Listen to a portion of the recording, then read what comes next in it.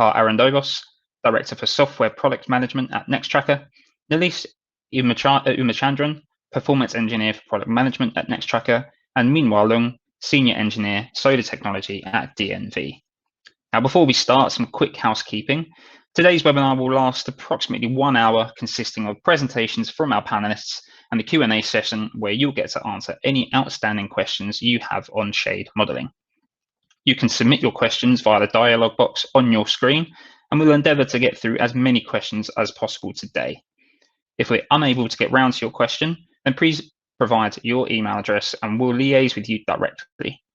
The slides and a recording of today's webinar will also be available shortly after the presentation. But without any further ado, I'll hand over to the Nextracker team to begin our presentations today. Very good. Thank you so much, Liam, for the kind introduction. Thank you so much, PV Tech, for hosting, and DNV, and Minwa in particular, for helping tell our story here today. Again, my name is Arendogos. I'm with Nextracker. I'm so glad that all of you have joined to sort of learn more about what this important topic in utility scale PV plants for shade modeling, why it matters, what the industry can do about it. Before we go into the substance of our talk today, I'd like to just spend a few minutes introducing Nextracker. Perhaps you all have heard of us. We're a fairly prominent company in our solar industry as far as solar trackers go. Our vision is really around renewable energy and powering the world with it. We have a global team, and our mission's really to be providing the most technologically advanced solutions for maximizing the value and reliability of solar power for our generation and future ones, of course. We're a top company in the world of trackers. We're consistently have about 30% of the market share, over 50 gigawatts of solar trackers deployed and under construction. That's a really exciting number for us, having grown tremendously in the last several years. We have a global presence, 8 offices, 550 staff. We don't just build hardware, and I'll talk about this in a moment in more detail. We also provide a whole ecosystem of software and O&Ms, digitally powered O&M services to maximize the value of our tracker systems and the overall experience of operating and owning these PV plants as asset owners. So a little bit more about our product portfolio. We specialize, of course, in the hardware that point this PV modules at the sun. We have both our 1P, that's our Horizon product line, and our 2P Gemini product line. These are really advanced smart solar trackers. The independent row technology is so important for enabling some of the software and controls and advanced features that we focus on. We're compatible with all the key module technologies out in the world, bifacials, first solars, large format modules, and so forth. And while the tracker cost is super important, of course, everyone cares about the capital cost of the hardware that's going into the ground.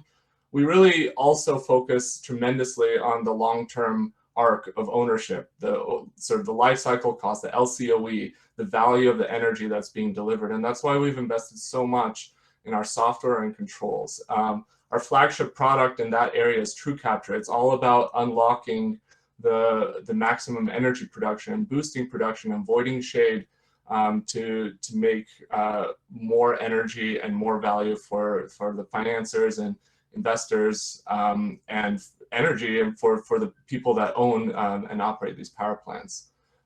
It's not just yield, but it's also O&M, and how do you have advanced monitoring to maximize availability, to manage spare parts, to really understand what's going on in detail so that we can maximize the value after the plant is built. So that's what we're all about. This storyline sits well with all of our key customers, both EPCs and asset owners, long-term asset owners, Swinnerton, Blattner, Martinson, D. Shaw's, and so forth. We really have worked well with all of our customers to support them and to provide the best product that we can. So to the topic of the day, why shade modeling matters. So here's the storyline. It's a pretty straightforward one. I think we can all agree that utility scale plants pretty much always experience shading. It's all I have yet to see in my many years in the solar industry a utility scale plant that doesn't experience some shade, whether it's at the perimeter from trees or other obstructions, but almost always we always see intra-array shading as well, row to row, and so forth. And are we really quantifying this loss well in current yield estimations? And unfortunately, the answer is rarely. We're getting there, but that's what this is all about, that it's really important to quantify the shade loss that's happening within the array in our estimation processes. It's really doing ourselves a disservice if we're overestimating our production across, and all of our stakeholders have sort of the wrong assumptions about what should be expected out of this plant. There's always frustration when there's a gap between expected and real production. And this is significant, in my view, at least. I mean, several percent annual yield in many cases is a really big number. I mean, we're these days with PPA rates as they are, we're talking about tiny fractions of a percent that people are really interested in quantifying and understanding. So more than 1, 2, 3%, that's a really big number. Is accurate shade modeling even possible? Yeah, it is. That's what we're going to talk about more and more today. And why is this really important for us in general? We need to be able to make informed decisions on shade mitigation technologies. Having an accurate understanding of what the shade loss is and what the real baseline, what the real expectation should be, gives us the opportunity to decide, is it worth investing in a new technology that can improve that yield? If we assume the plant's yield is up here already, well, it's hard to make the argument that there are ways to improve. So that's what this is all about. So where does this shade loss come from? There's sort of two main sources, and then the combination of them. Terrain, of course, the terrain's not perfectly flat. There's ground undulations, which means that depending in the morning or the afternoon, you get sort of row to row shade from one row shading the next row. You can see that pretty clearly in the picture.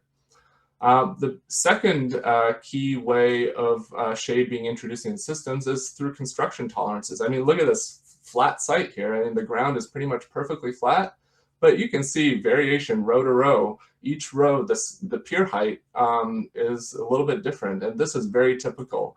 I was at a plant just 6 weeks ago under construction. That's picture 3 here is a picture I took. This is looking from the west, looking towards the east, and you can see the piers on this sloped ground. But even on that sloped ground, we're seeing variation in the pier heights row to row. I've sketched that in those red lines there. And all of this means that there's going to be row to row shading. And so we define this terrain shade loss as the ratio of energy being delivered including the effects of the terrain relative to what it would be on perfectly flat ground. So my colleague Neelish and then Minhwa from DMV will talk a lot more in technical detail about how to quantify that and some real world cases. And we'll get into that in a moment. So where is our industry on shade modeling right now? I mean, we're not doing great. Shade modeling is for utility scale plants is typically ignored, or it's just a simple D rate without much quantification of what the real number should be. Typically, we sort of assume we still have this picture in our minds that utility scale plants are just flat out there in the desert or somewhere, sort of like the one here. But I think it's remarkable, at least to me, even just seeing this pretty relatively flat looking plant. If we look at the actual ground slopes here, there's pretty big variation. I mean, in parts of the plant, you'll see substantially more than 1% slope, east-west ground slope. So I think we should just be careful and recalibrate our own assumptions about how flat these sites are. Of course, the obviously sloped ones are more straightforward to see. But we're not really modeling this is the point. And, to be fair, good tools for modeling this didn't really exist until fairly recently. And we still have a ways to go, but it is possible now. And it's a topic that hasn't been really talked about too much, but thank goodness we're starting to see more and more interest in this topic. Many thanks to DNV and Black and Veatch, of course. They've started publishing articles and papers about this. Just recently in PVSC conference, there's a paper by DNV modeling in super detail row-to-row shade losses for a real site that's in North Carolina. We'll get into more detail on that in a few minutes. And then also Black and Veatch sort of highlighting the same story that, building plants on undulating terrain with trees on the horizon and all this stuff, it really is a substantial amount of shade that needs to be accounted for so that everyone has the right expectations of what real power production should be. How big of a problem is this really? It's really helpful, I think, to try to quantify in a general sense how big the problem is. So a few months ago, I went off and did a little scenario analysis using open source codes from NREL. It's a real number. Looking just in a single location in the US Southeast, so a place with high diffuse content, using half-cut modules, so fairly shade-tolerant modules. With those situations, for a couple of GCRs, and not even really undulation, it's just east-west planar slope of terrain, so it's pretty simple modeling. A 3% slope with a 40% GCR is 1.5% of annual loss. That's a real number. And when you start looking at what the revenue impact of that is, it's real money, and money that I don't think should be sort of left on the table, or money that you think you'd be getting, but you're not because you're overestimating the plant production. It's millions in the net present value sense of revenue over the life of the plant over 30 years. You look at the sort of regional average PPA rates from 2020 with a similar type of loss modeling. It's millions of dollars. So that's why we think this is an important problem to tackle. And so, when you go to these conferences and so forth, there's this arc, there's a storyline that people talk a little bit quietly about of underperforming solar assets. And what is that really about? Why are solar assets underperforming? People don't really know exactly why. It's sort of a thread that has a lot of factors to it. And I think this element for at least the large plants is a real part of the story of why we have underperforming solar assets. Maybe it's not so much that they're underperforming due to terrain shade loss, but we have the wrong expectations of what they should be doing. Now that we have the tools, we should be taking a more systematic and disciplined approach. And even simple modeling, like I just showed you in the previous slides, is really better than nothing, I think, to quantify, whether it's a 1% annual derate or a 3% annual derate, just based on the shape of the ground. For being able to make good decisions about mitigating this, we really need to know what the baseline is again. TrueCapture is our next tracker technology for boosting yield and mitigating shade. It's really a yield and long-term value proposition of being able to generate more energy over the life of the plant. In summary, it's the fact is standard backtracking on flat ground is no longer reality in the utility scale solar industry. Everyone sort of knows this. So I think what our modeling practices and our attention to detail around shade really needs to catch up to that reality that we all deal with. So at this point, I'm going to hand over the talk to my colleague Neelish, who's an expert in modeling all things related to terrain shade loss, and he'll introduce some best practices that we've developed using PVSYST to tackle this problem, and hopefully it can be something that you all out there in the industry can learn from and adopt together with us. Thank you so much, and Neelish, it's all yours here. Thanks, Aaron. Hello, everybody. My name is Neelish, and I'm a performance engineer here at Nextracker, focusing on modeling and operating solar aspects as far as TrueCapture and other software products that we have. Aaron well summarized the importance of shade loss and how it impacts project revenues. And it's becoming a growing importance in today's utility scale solar, as more and more projects are built on challenging terrain, and especially when new markets are opening up for solar, like Southeast US, for example, or East Coast, where historically solar was not very much prevalent, but now it's becoming more and more prevalent, and more sites are being built. And we're also seeing sites that are very uneven, and even flat sites, there are not flat enough, so there is no shade. So I want to stress on and talk about the overall landscape of PV modeling as it relates to shade loss, specifically due to terrain, and the different tools out there, and what we can do about it to model, because only when you quantify something you can think about how to mitigate such losses from either investing in custom backtracking strategies that are available, or by other means.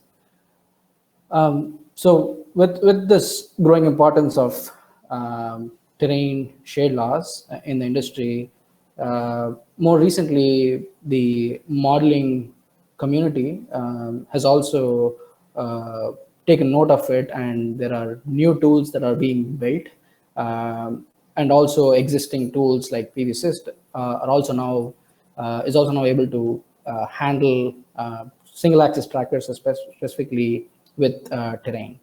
And as you all know, that PVSYST is still the most widely used PV modeling software out there.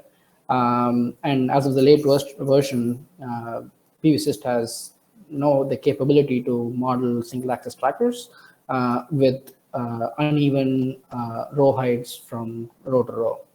And there are also different plugins or tools that can support PVSYST. For example, PVCase is a CAD plugin that does all sorts of things with respect to slope analysis, and it also has capability to create or support file formats that PVSYST can then import and model shade loss.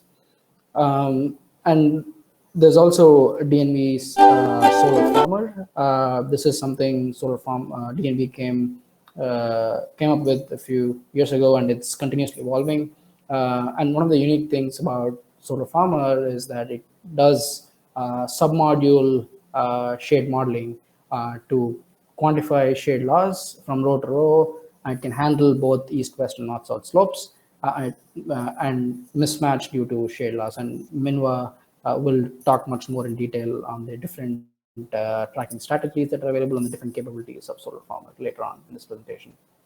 And also, there are open source tools like PVLib that have capabilities to account for terrain.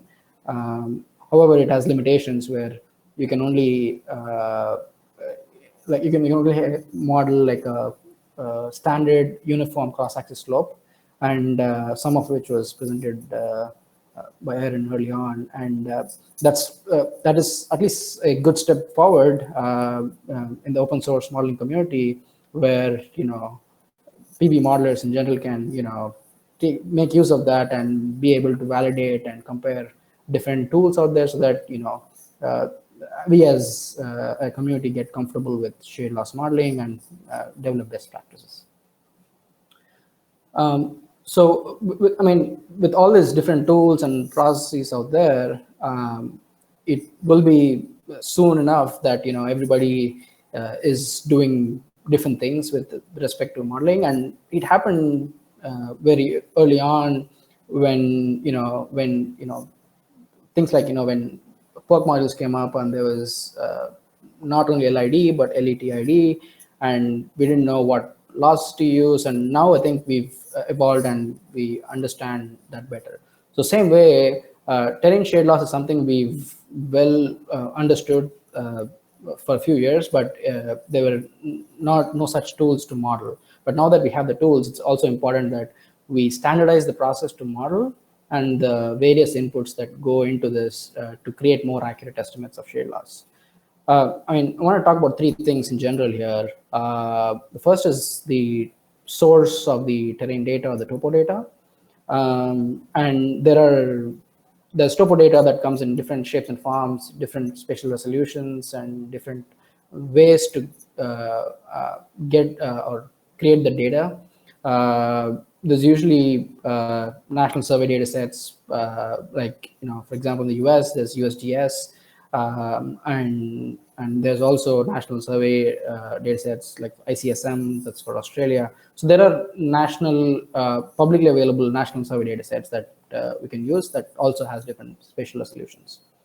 And in general, the lower the spatial resolution is, or the higher the spatial resolution is, it's more better to account for local slopes within the site. For example, the site that Aaron showed earlier, where it's a pretty flat site, but it still has that variability of slopes. So if you have a very high spatial resolution data set, you're able to capture that local slopes, which has a direct impact on a project performance, because there exists shade loss, row-to-row shade loss, because of even minor local slopes within one row to the other.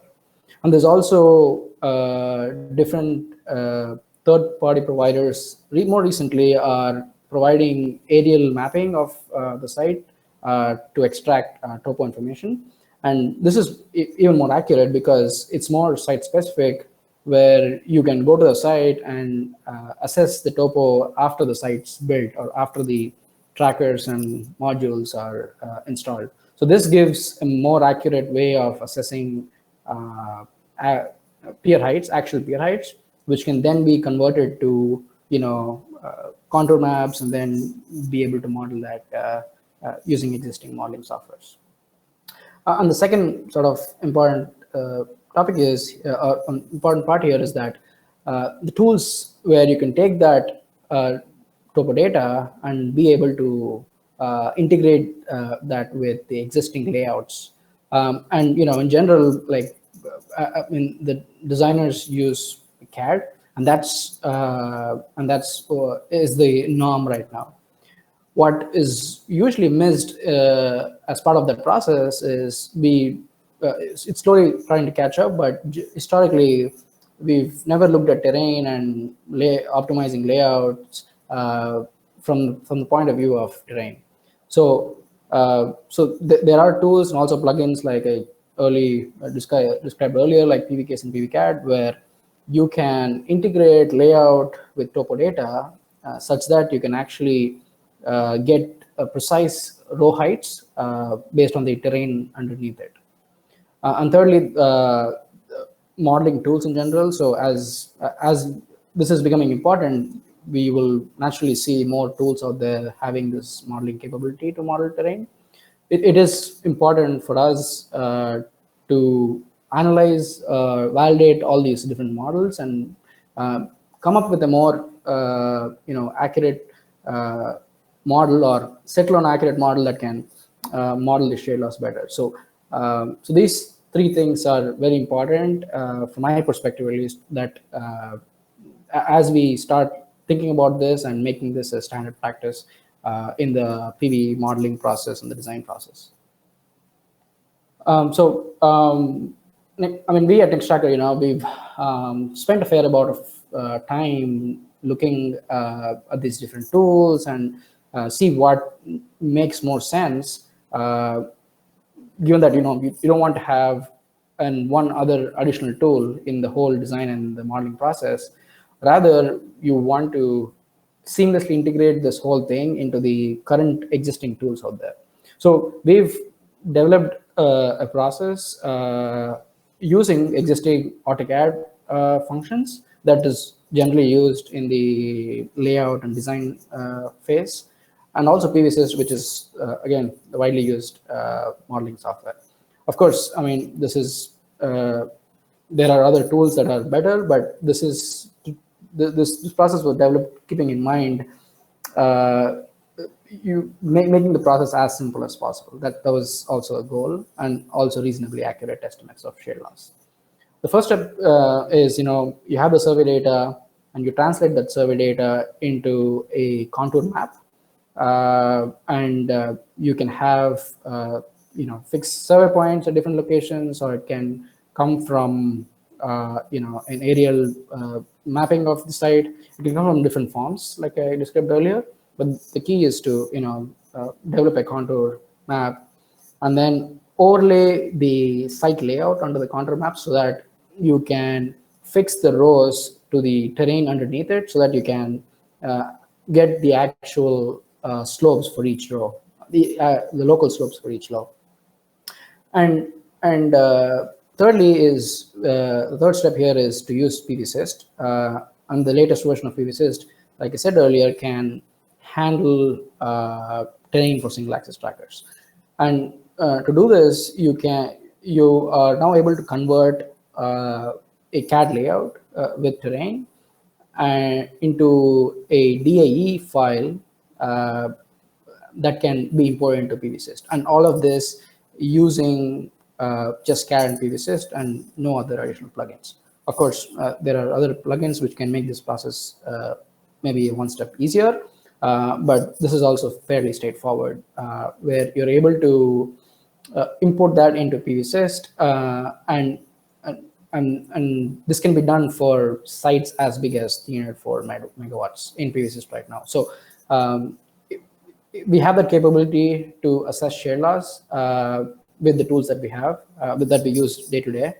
And one of the important limitations, I would say, with PVSys right now, which I believe they're improving, is it cannot handle north-south slopes for each individual tracker, meaning you cannot have unique north-south slopes.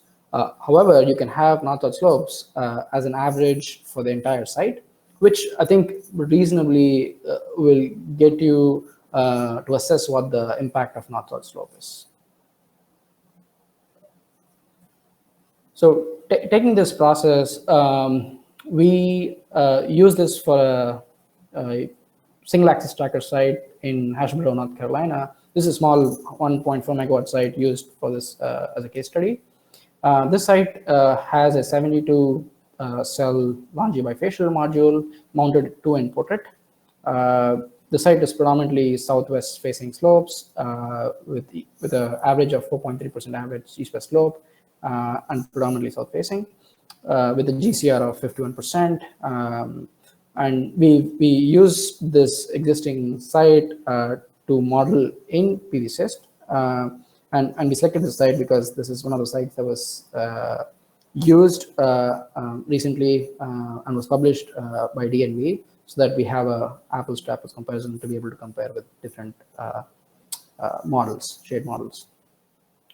So we took this layout and the site topo information from USGS, and we created a layout and used the same process to import it into PVSys, and we were able to create a shade scene looking something like this, where the site is predominantly west facing, where we're seeing shading in the morning, as you can see here in the right chart here, and we were able to model the effect of terrain in the current framework of PVSys. And with this, we were able to estimate a 2.9% shade loss and this accounts for both north-south slope as well. And the way we did this is you create a standard base case, which is a flat site, and that's the baseline, right? And then the second step is to model a site with just east-west slopes based on the terrain, and you have each road at a different height, which is why you're seeing different shade lengths here. And you run two other scenarios, one for a north-facing average slope and a south-facing average slope. And then once you have all these three, you can calculate the impact of east-west slope and also north-south slopes and compare that to the baseline, which is flat. And that's how you get to this 2.9%. I think this can be done very quickly in PVSYST and to estimate the shade loss. And when we compare this loss apples to apples with the solar farmer from DNV and a simple terrain model from DNV, the losses are about 2.3% and 2.1% respectively. And Minwa will touch more on the different aspects of solar farmer and the terrain simple model, but I think it's well within that ballpark of estimating accurate shade loss. Of course, models are not always perfect and they differ by methodology and the way it's implemented. But I still think that it's pretty good that we are seeing results consistently in that ballpark.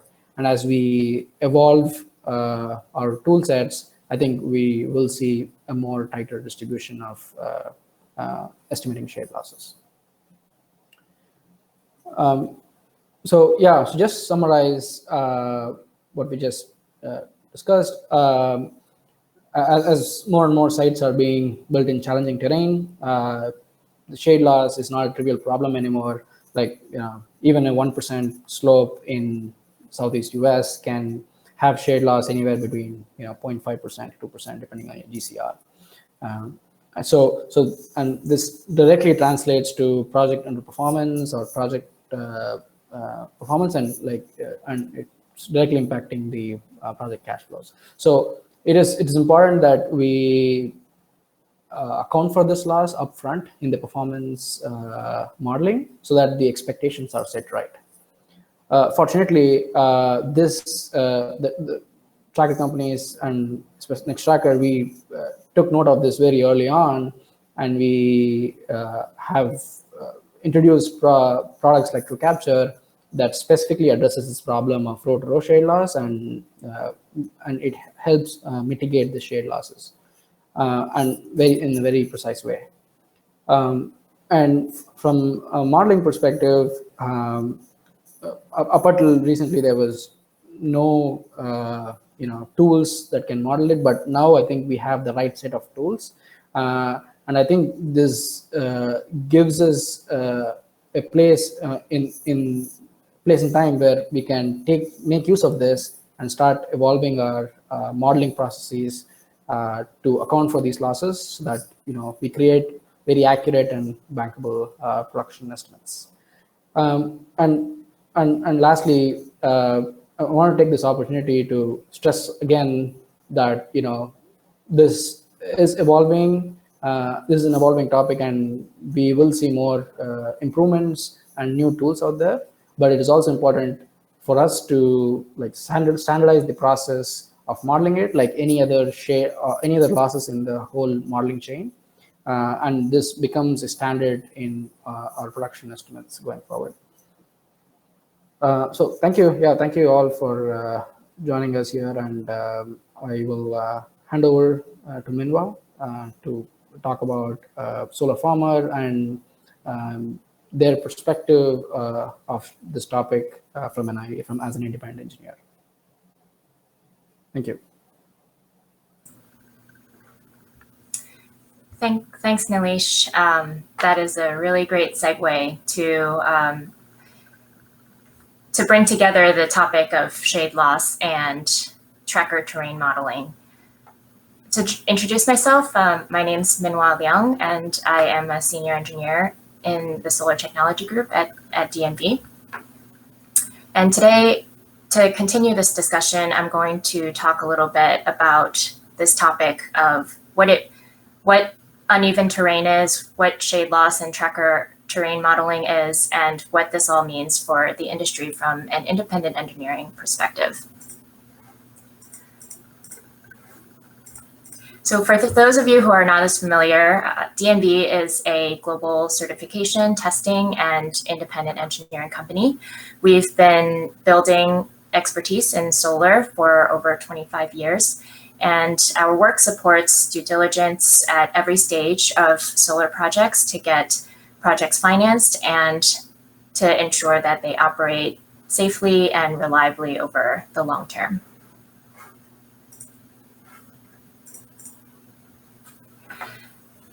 As Aaron and Nilesh have talked about, the solar industry is growing very rapidly. And as solar becomes installed everywhere, it's only natural that systems will become more and more installed on different kinds of terrain. And that's what leads to this topic of uneven terrain. Pretty much a lot of perfectly flat sites have probably already been developed. So from an IE perspective, the projects that we're seeing coming online now have trended more towards hilly terrain. There's different kinds of terrain that can be seen. Some sites have this sort of undulating or wavy terrain in all sorts of directions. And then some other sites are more monoslope in the sense that there's more of a uniform slope, such as if you are installed on a side of one massive hill. And within those, there's what is the energy impact of these different kinds of terrain. We can divide this, we can break it down a little bit and talk about it in terms of the east-west and the north-south slopes. In terms of the north-south slopes, there's an energy boost when the tracker axis is tilted towards the equator. And so in North America, this is when you're facing south, you're pointed more towards the sun. And so naturally, you'll have an energy boost. And then with east-west terrain, you'll have row-to-row shade loss, which is the dominant energy loss factor in this case, and that Nilesh and Aaron have introduced. This is a problem that DNV has been aware of, and we've started studying several years ago.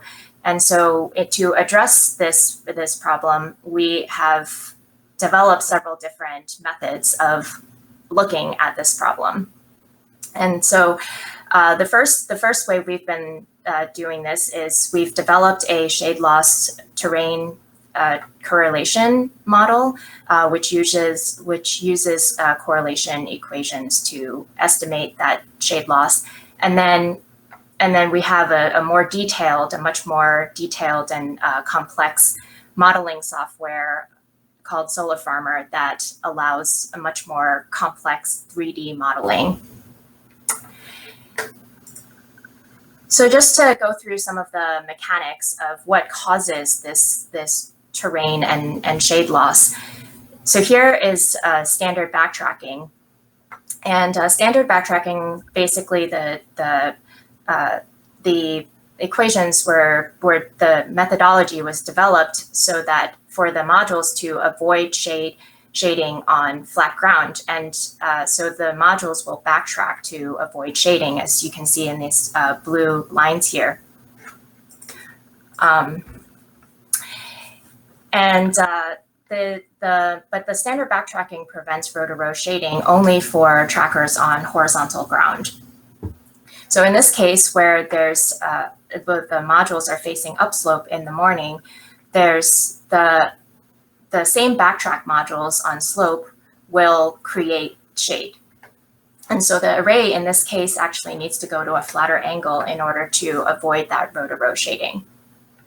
In the afternoon, the modules actually on flat ground will start backtracking because it thinks that there's shade, because on flat ground there would be shade. But actually, if you put those direct to sun modules on sloped ground, it it doesn't incur shade. And so in this case, the array backtracks prematurely. And then as Aaron mentioned, so this is the way that we quantify the tracker terrain loss. It's the yield of the terrain loss compared to the yield on horizontal ground.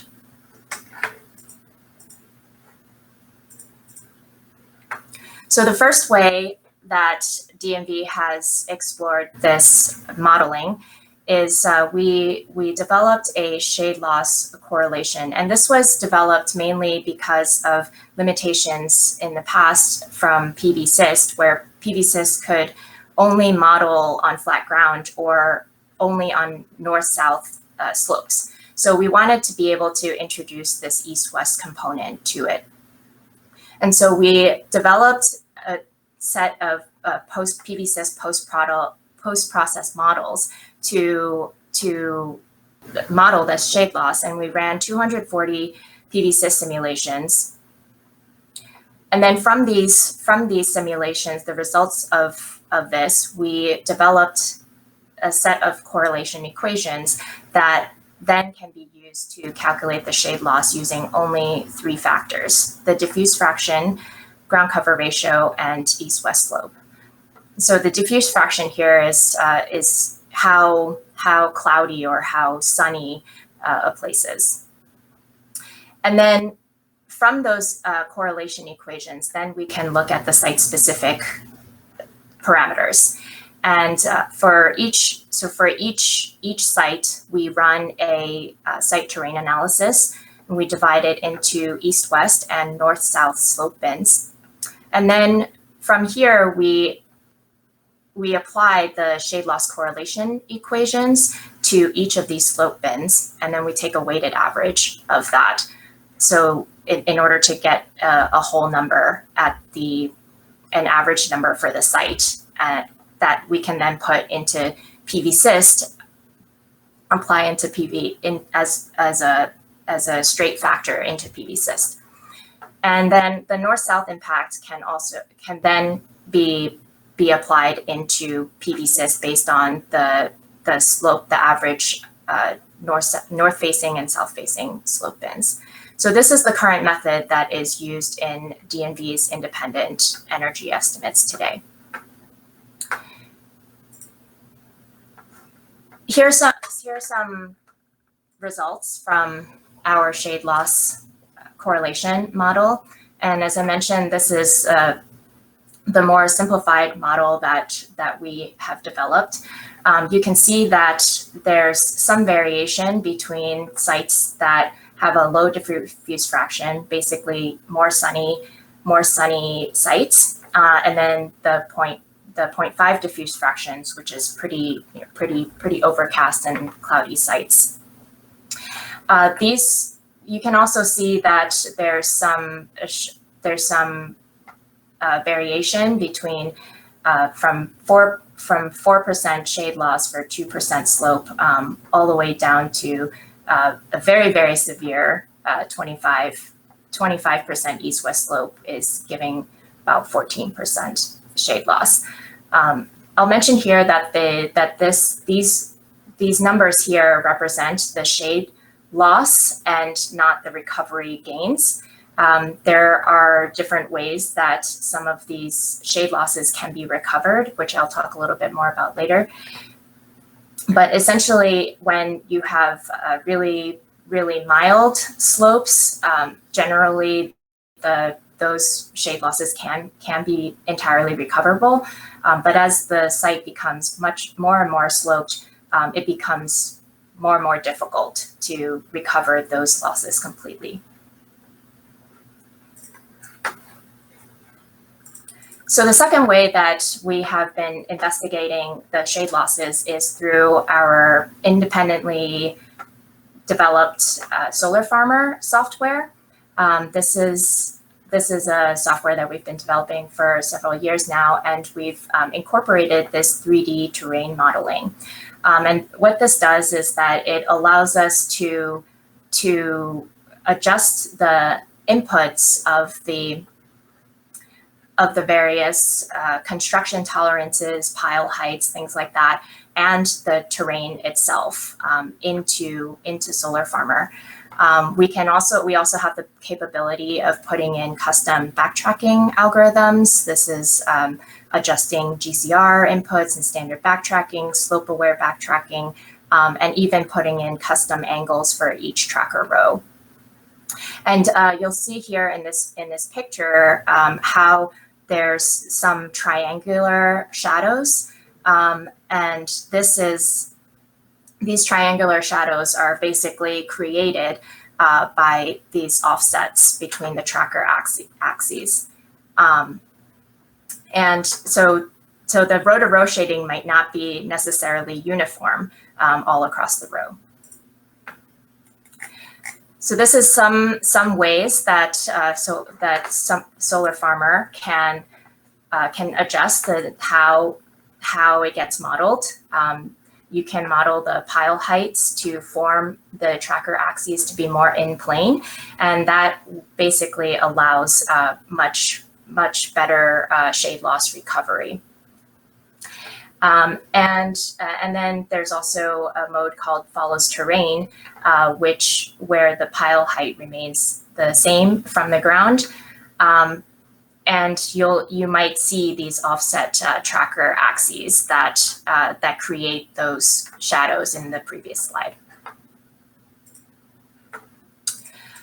So then to basically look into to simulate a project, actual project I wanted to share.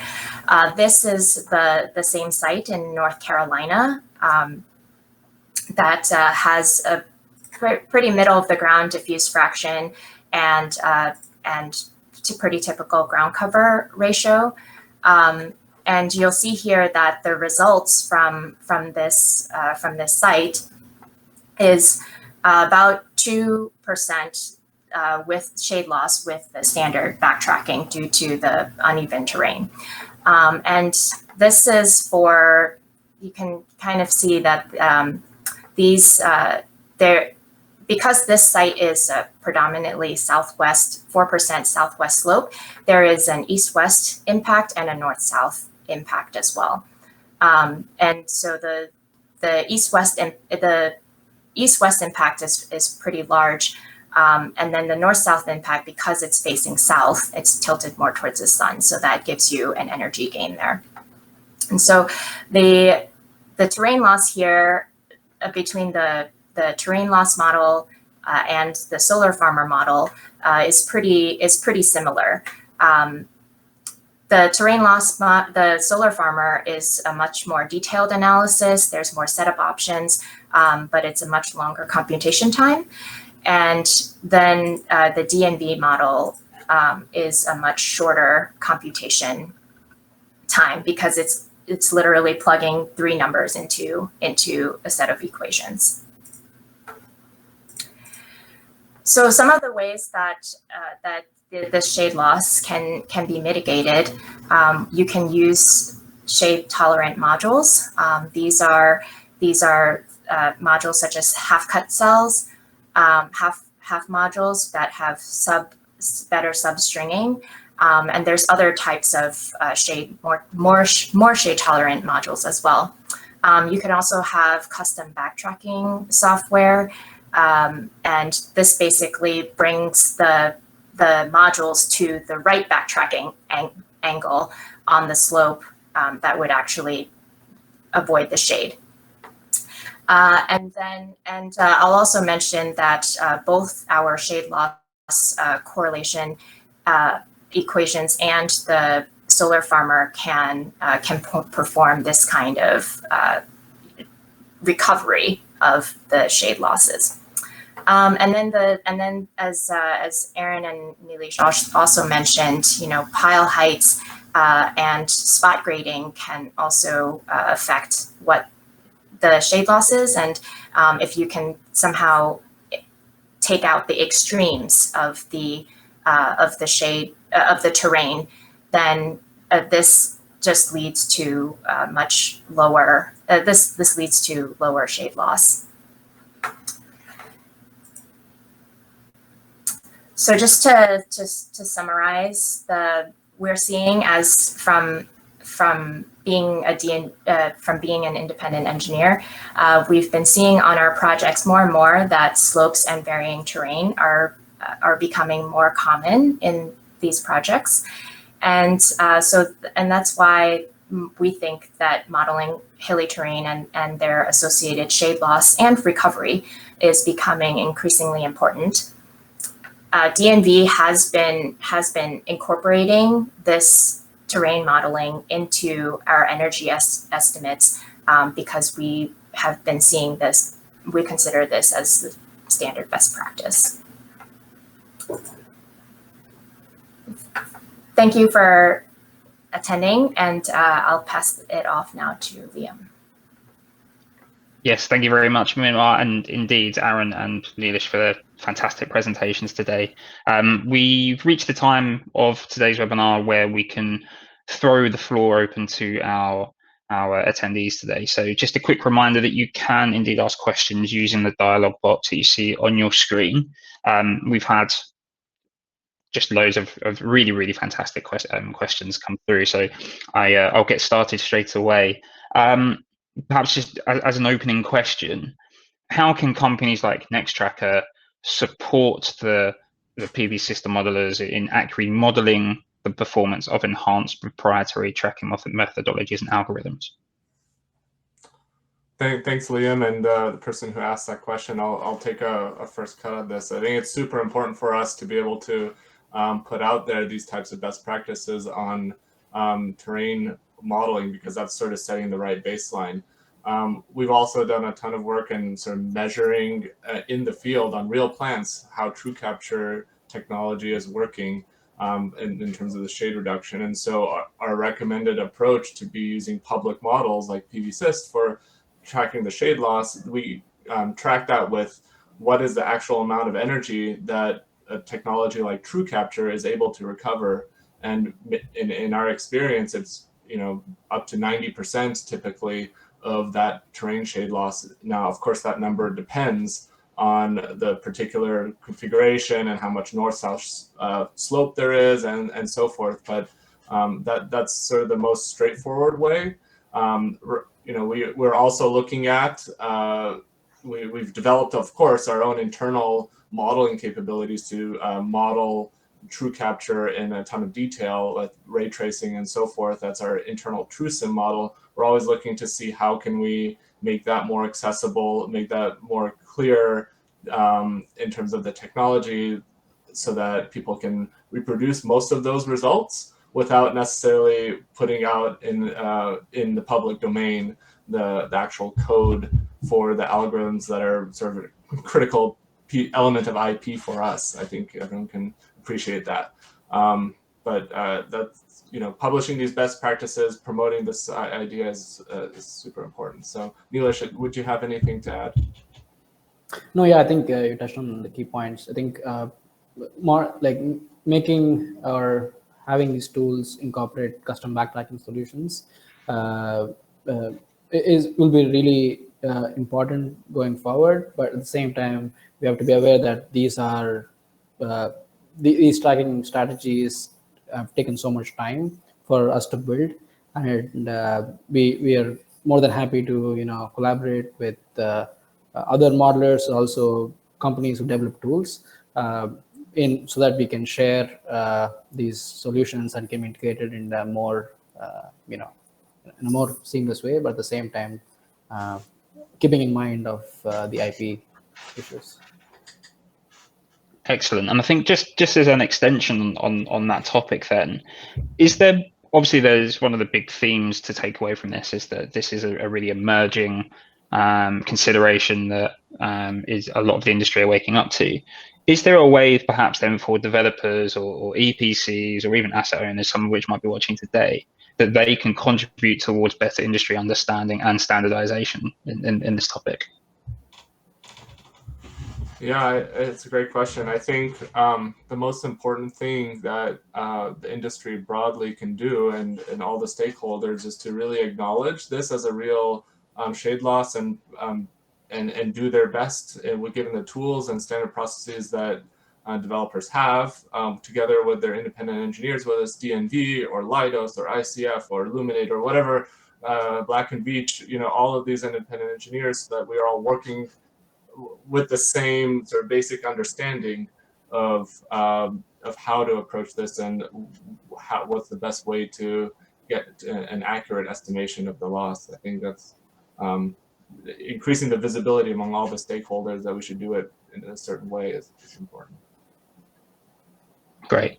And moving swiftly on then, is it possible using standardized tools like PVSYST to model the gains from technologies like True Capture? And if that is possible, how is that achieved? Yeah, I can take that. So with PVSYST, currently you cannot model custom tracking algorithms like True Capture. However, the first step, like even with estimating what True Capture does, is quantifying what the shade loss is. And I think that can be done fairly easily at this point of time with PVSYST. However, there are some limitations, but I think it does a very good job of quantifying what that shade loss is. And like Aaron pointed out earlier, that we've, based on our long-term field validation, we're seeing that shade loss can be recovered up to 90% with that with True Capture. So right now, I think that's a more simplistic way to assess what True Capture can do to your project and how much of that shade loss can be mitigated. But I think we're still a long way to go to integrate these type of solutions, tracking solutions into PVSYST. I also want to touch on is that Solar Farmer, maybe Minwa can jump in, but Solar Farmer has the capability to input custom tracker angles so that you can see or visualize what True Capture can do. Yeah, and I'll just add that right now in the PVSYST, we apply the east-west that recovery. We from custom backtracking, we because there's no good way to do that in PVSYST, we apply it just as a straight factor, a straight percentage into the module quality factor to adjust the energy estimate through that. I think I would also just make the quick comment, if I may, Liam, that we've been really focused on shade loss today, terrain shade loss, but True Capture as a product is the shade part, the row-to-row shade mitigation part is one element of True Capture. We also have a diffuse optimization to optimize tracker angles under diffuse conditions, and that's a separate part of the True Capture product in terms of optimizing and boosting yield. And we have sort of a separate process to explain how the diffuse part can also be modeled in PVSYST. But the terrain shade loss is really around the row-to-row part that we've talked about today. Excellent. And I think then just to throw it back to Meanwhile then, and this is a question specific for DMV really. Why do you use correlations from PVSYST calculations and not run specific PVSYST calculations? It's because the PVSYST can't model that, or historically it couldn't model that east-west slope for terrain, and so that's why we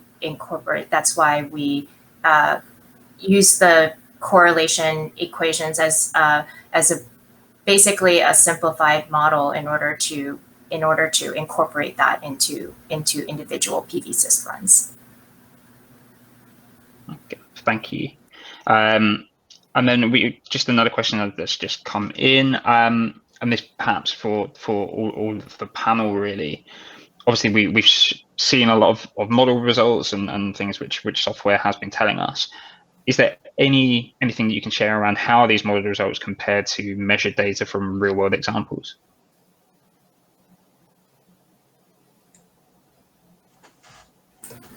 Sure, I can mention a couple of things here. I believe I mentioned our True Capture M&V process, and that's where we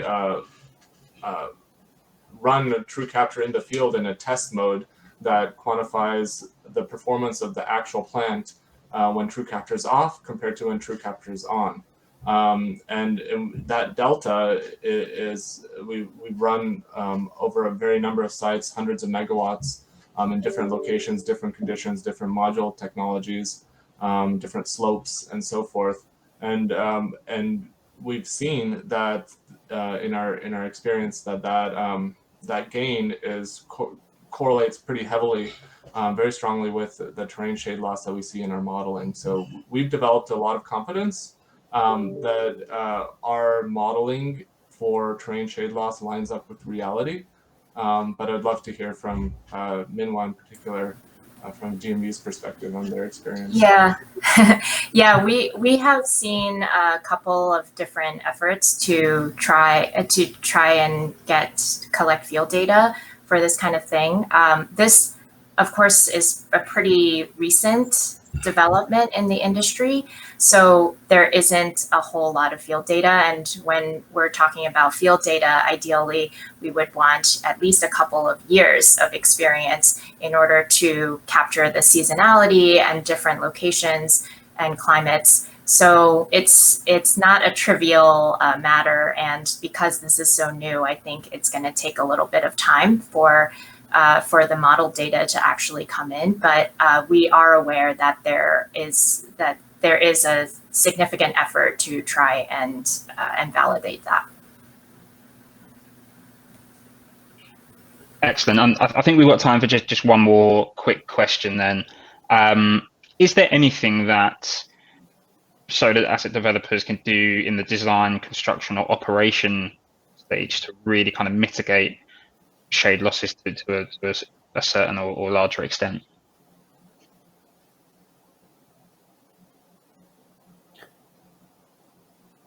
Yeah, I guess again I can take this and give some options, but one of the things I think early on designers can do is optimize layouts for slopes, and there are tools like PVKs where they go deep into what are the optimized layouts from the perspective of slope, and be able to avoid areas where there are high local slopes, which can mitigate shade losses to a certain extent. But it was touched early on in the presentation that even flat sites are going to see shade losses. So no matter how much you optimize, there are going to be local slopes, and the world is not flat. So you will see shade losses, and can be mitigated to a certain extent. But I think custom backtracking solutions are the way forward to avoid the shade losses completely. Yeah, and I'll just add. Yeah, and I'll just add that as I mentioned, if there's some way to basically mitigate the extremes of the slopes, and to kind of take away the extremes of that undulation of the slope, is definitely helps in that, both the modeling and the shade loss recovery.